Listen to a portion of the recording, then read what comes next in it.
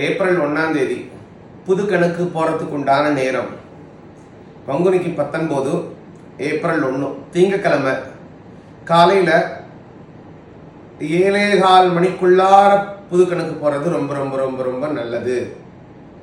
இப்படி முடியாதவங்க 9 மணிலேருந்து 10:15க்குள்ளார புது கணக்கு போடுறது நல்லது.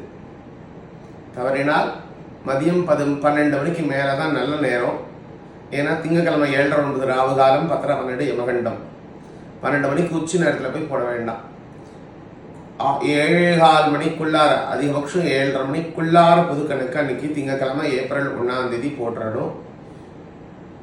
தவறி போனால் 9லேருந்து 10:30 மணிக்குள்ளார போகிறது உத்தமம்.